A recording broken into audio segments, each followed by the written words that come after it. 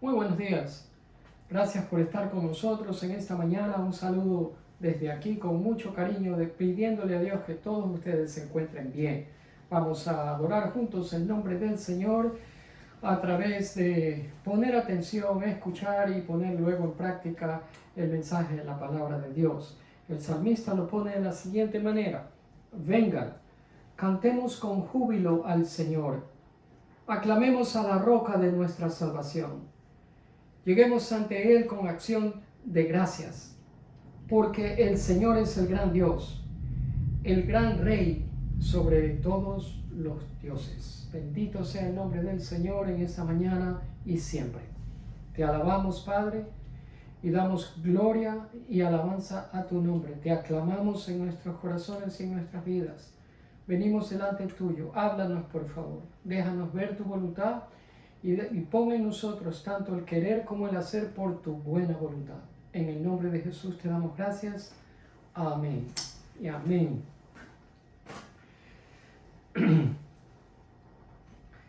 Bien, vamos a abrir nuestras Biblias en la segunda carta del apóstol Pedro.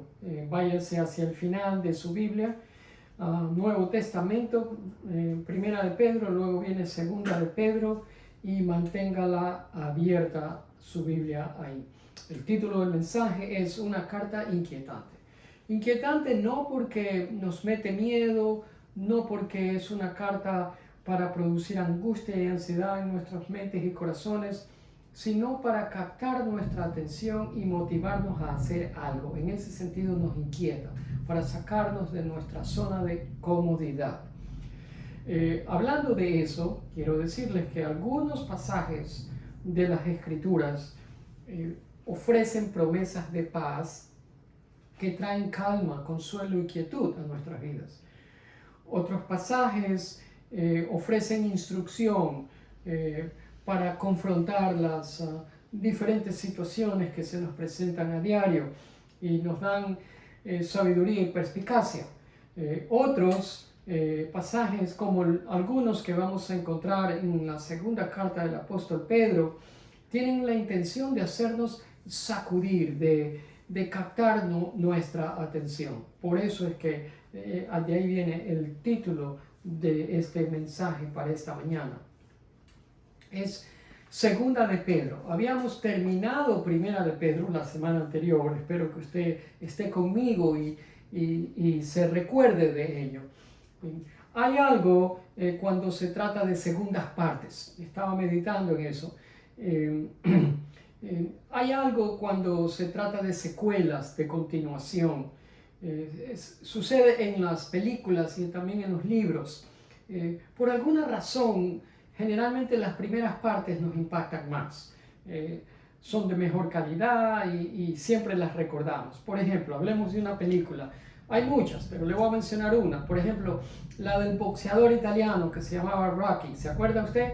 Rocky 1 fue una película bastante buena, de un hombre pobre que se dedicó al boxeo y llegó a ser campeón, peleando contra toda adversidad y contra todo pronóstico. Ni siquiera era tan joven. Y la película fue de bastante aceptación. Probablemente usted la ha visto. Pero después vinieron las secuelas. Rocky 2, 3, 4, 5, y ya no fue lo mismo. Hay algo en los originales que definitivamente captan nuestra atención. Pero en la palabra de Dios no ocurre así. Si usted es de las personas que ha leído Segunda de Corintios, la segunda carta del apóstol Pablo a los Corintios, entonces va a estar de acuerdo conmigo cuando digo que Segunda de Corintios no es menos importante, interesante ni inspirada que Primera de Corintios. Es más, si no tuviéramos Segunda de Corintios y si no tuviéramos Segunda de Timoteo, no sabríamos muchos detalles de la vida del apóstol Pablo, porque precisamente el apóstol Pablo escribió esos detalles biográficos acerca de él mismo en esas segundas cartas, en las secuelas, en las continuaciones.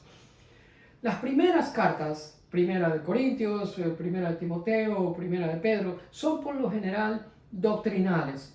nos enseñan muchas cosas de doctrina. Ese es el estilo.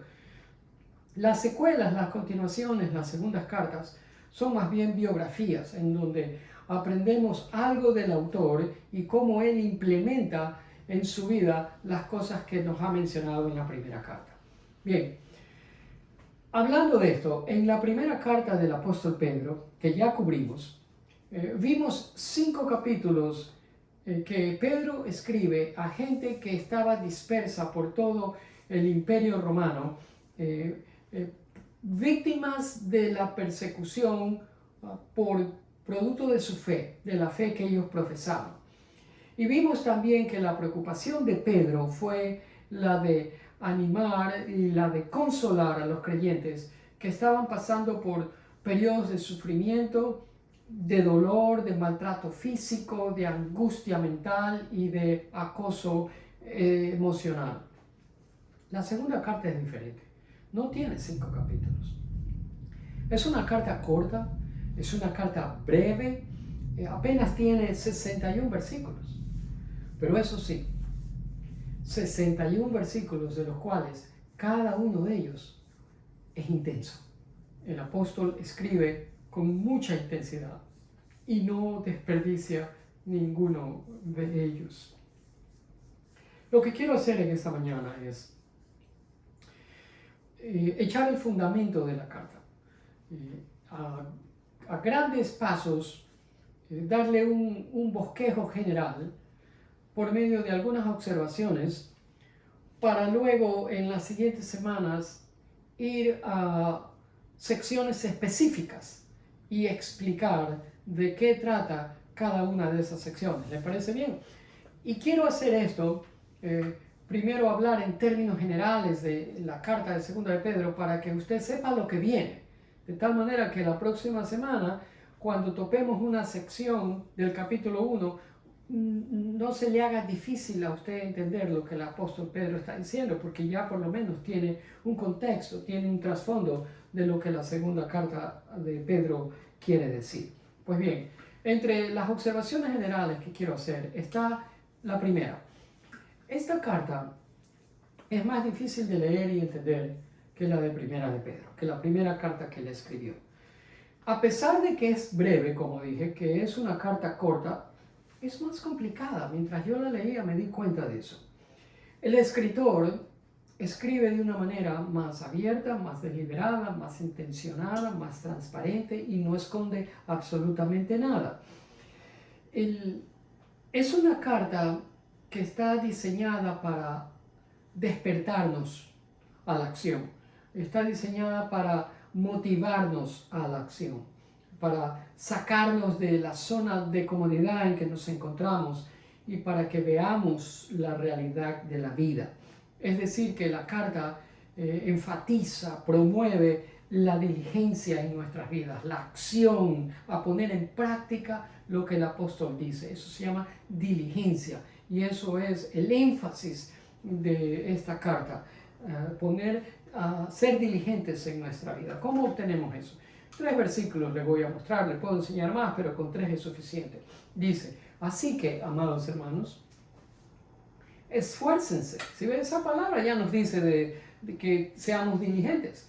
Y más abajo dice, hagan, el hacer, el motivarnos a poner en práctica algo que él ha dicho, requiere diligencia. Luego en el versículo 12 dice, por lo tanto, siempre les recordaré estas cosas, aunque ya ustedes las saben. ¿Sí?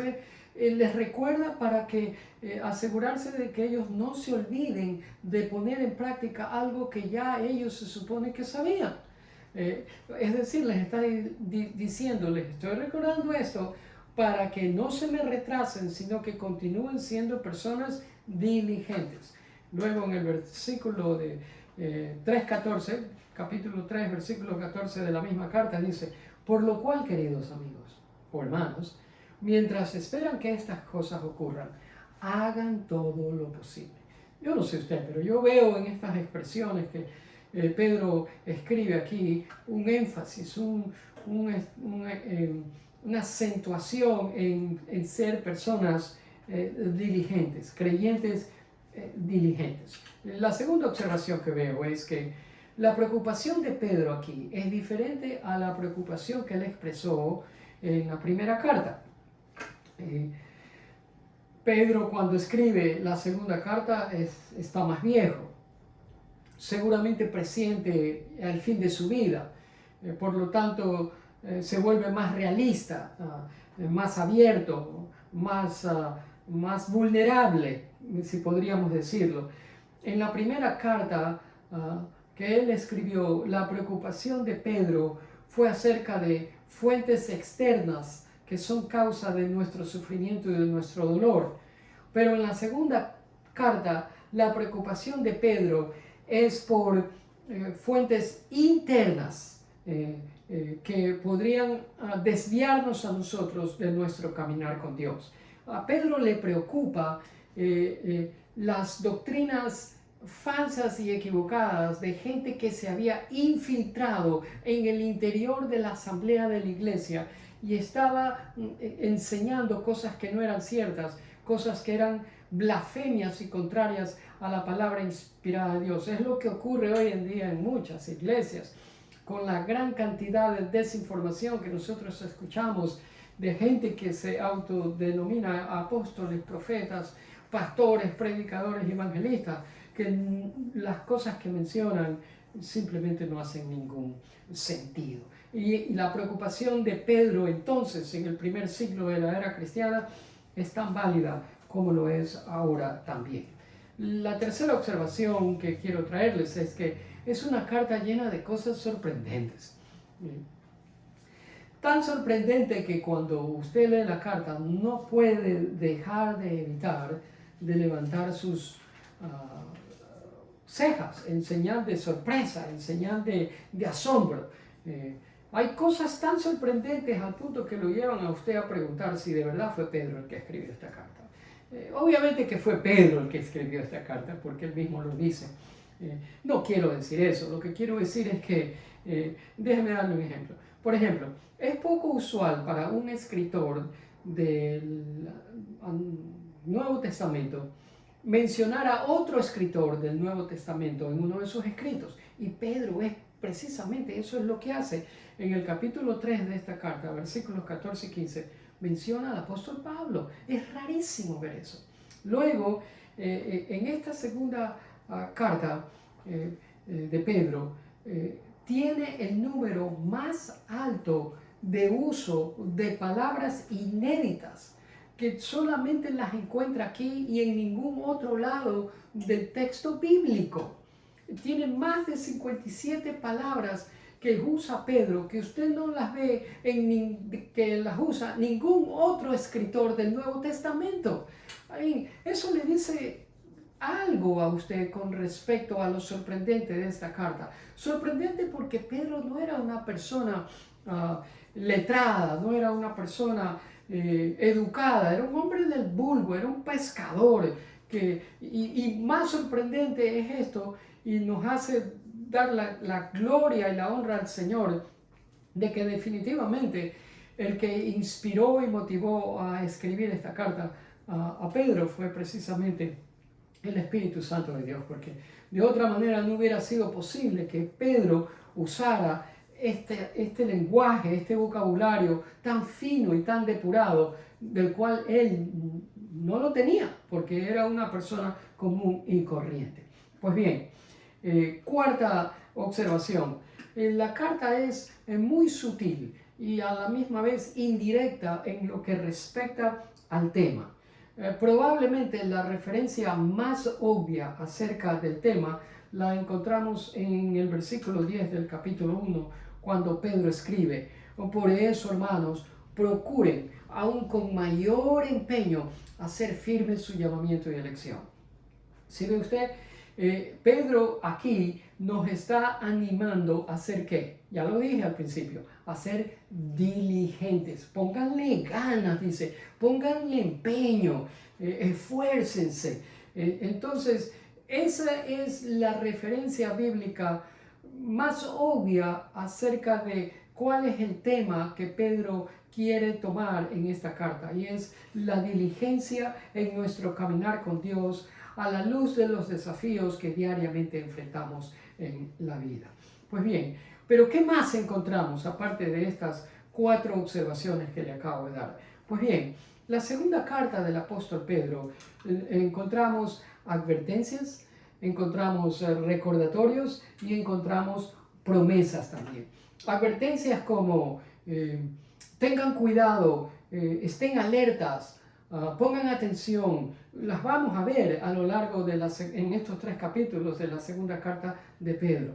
Vamos a ver también recordatorios como hermanos, recuerden, hermanos, no se olviden, hermanos, mantengan siempre presente. Esas expresiones las vamos a ver también en ciertas secciones de estos 3 capítulos. Y promesas también, como cuando Pedro dice, hermanos, cuenten con esto.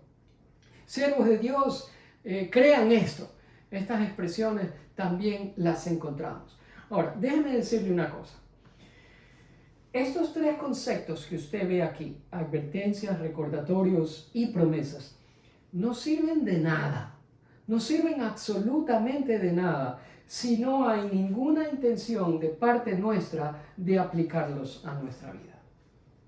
Usted los puede oír esta mañana y las próximas semanas, cuantas advertencias, recordatorios y promesas Pedro nos hace en estos 3 capítulos de su segunda carta, pero si usted no tiene intención de ponerlos en práctica, le entrarán por un oído y le saldrán por el otro y no servirán absolutamente de nada para su vida y para su crecimiento espiritual. Y todo esto, la realidad es una pérdida de tiempo para usted. Así que espero que eso no suceda. Y precisamente para que esto no sea una pérdida de tiempo para el oyente, es que Pedro enfatiza en la diligencia. Si usted me pregunta, ¿y qué entiende usted por diligencia? Simplemente le diría que diligencia es poner en práctica estas advertencias, es mantener en mente estos recordatorios y es poner atención y apropiarnos de estas promesas, hacer nuestras estas promesas que Dios nos da en su palabra. Eso es ser diligente. ¿Sí ve? Pone atención usted a las advertencias, las mantiene presentes en su mente estos recordatorios y hace suyas estas promesas que Pedro nos dice en esta segunda carta. Y para hacer eso, ¿qué requiere? De nuevo volvemos a la palabra, que es el tema de la carta, diligencia. Ahora, lo hermoso en ser una persona diligente y en llevar a cabo el plan de la voluntad de Dios para su vida es que eso nos da esperanza en esta vida. En medio de un mundo corrupto, un mundo que ha perdido dirección, eso nos da esperanza. Y eso es precisamente lo que Pedro quiere que cada uno de nosotros, usted y yo, seamos. Que seamos gente que siempre tenga la esperanza viva en el Señor Jesucristo. ¿Qué más vemos en esta segunda carta del apóstol Pedro? Pues vemos 3 capítulos. Está bien dividida y bien trazada esta carta. 3 capítulos. Y podemos dividir estos 3 capítulos con 3 preguntas. Es decir, una pregunta para cada capítulo. Es decir, que tenemos una pregunta y de esa pregunta es que se va a desarrollar un capítulo. Luego viene otra y se desarrolla ese capítulo que esa. Es curioso, pero así es como Pedro las escribe. Vamos a ir a ver. La primera pregunta. ¿Cómo puedo crecer en la gracia y el conocimiento de Dios? De eso trata el capítulo 1, es decir, de la madurez espiritual suya y mía. Pedro está interesado en que nosotros crezcamos en el conocimiento y en la gracia de Dios. Eso se llama madurez. Que no nos quedemos enanos espirituales, que no nos quedemos unos niños espirituales, que haya necesidad de volver a repetirnos los mismos rudimentos y fundamentos elementales en nuestro caminar cristiano para con Dios. No, Pedro quiere que nosotros vayamos apropiándonos de esas promesas y que vayamos creciendo espiritualmente. Por lo tanto, el capítulo 1 trata de esto, de la madurez espiritual suya y mía. La segunda pregunta es, ¿qué podemos esperar de los que se llaman a sí mismos profetas? Si ve, el apóstol Pedro quiere que nosotros tengamos valor para denunciar las falsas enseñanzas que ocurren en nuestras iglesias. eso les escribe a los lectores de aquí entonces, que sean gente de valor, de atrevimiento, para que no se dejen llevar por cualquier viento de doctrina de estos pseudo profetas. Y ese es el llamado que nos hace por implicación a nosotros también, de que no aceptemos todo lo que escuchemos, simplemente porque viene de una persona que aparentemente tiene carisma y está en el liderazgo. No, Pedro quiere que nos paremos firmes y que llamemos verdad a lo que es verdad y equivocado y correcto a lo que está incorrecto. La tercera pregunta, que obviamente va a tratar con el capítulo 3, es ¿qué clase de gente debemos llegar a ser? Porque el apóstol Pedro no quiere que nos quedemos como somos, porque siempre hay espacio para ser mejor. Por lo tanto, el apóstol Pedro en el capítulo 3 trata un tema y quiere que nosotros vivamos con la anticipación y la expectativa puesta en el retorno, en el regreso de nuestro Señor Jesucristo. Quiere que seamos gente que tenga la mira puesta en ese evento que va a suceder, que nosotros no sabemos cuándo, pero que puede suceder en cualquier momento. El apóstol Pedro, sus palabras finales, son un llamado a la acción nuestra en un mundo en el cual vivimos que es corrupto y que ha perdido dirección y que también es un mundo que ha comprometido la verdad para dar paso a desinformación y cosas que no son bíblicas. Y también el apóstol Pedro nos exhorta en sus últimas palabras a fijar nuestros corazones en la verdad. Sí, me escuchó bien, en la verdad del retorno de Jesucristo, porque un día va a suceder. Pues bien, 3 puntos y resumimos lo que empecé a hablar en estos minutos que han pasado. 3 cosas. 1, ponga atención a lo que usted ya sabe. Eso es lo que Pedro enfatiza en esta cita bíblica del capítulo 1, versículos 12 y 13. Es tarea para usted esta semana. Usted que tiene su Biblia abierta, subraye. Y ese es lo que dice Pedro en esos versículos. Ponga atención a lo que usted ya sabe. Si ve, Pedro en estos versículos les está recordando a sus lectores, a creyentes dispersos por todas partes del Imperio Romano en el siglo I, producto de la persecución por su fe, les recuerda a sus lectores de los principios que ya les había enseñado, en esos principios doctrinales que ya les había enseñado en la primera carta y que no estaban poniéndolos en práctica. ¿Se da cuenta usted? Yo les dije que la primera carta era doctrinal. Pedro les enseñó principios, pero ahora es cuestión de aplicación y Pedro les está diciendo, ¿y qué han hecho ustedes con lo que les enseñé? No los estaban poniendo en práctica, porque si los hubieran estado poniendo en práctica, Pedro no les hubiera dicho esto. Lo cual nos enseña a no simplemente acumular conocimiento cada vez que usted y yo nos encontremos en cada mensaje de cada domingo.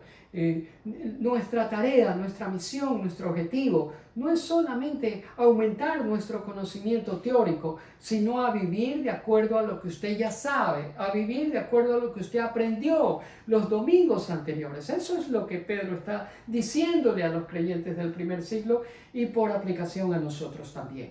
Segundo, mantenga sus ojos y oídos abiertos. Eso se los dice en el capítulo 2 y los versículos del 1 al 3. Tarea para usted, léalo. Lo que Pedro les dice en esos versículos es que nunca debemos confundir el carisma que tiene cierta persona, llámese predicador, evangelista, pastor o líder, con una buena, sana doctrina, o con una enseñanza ortodoxa. Ortodoxa quiere decir verdadera, eso es todo.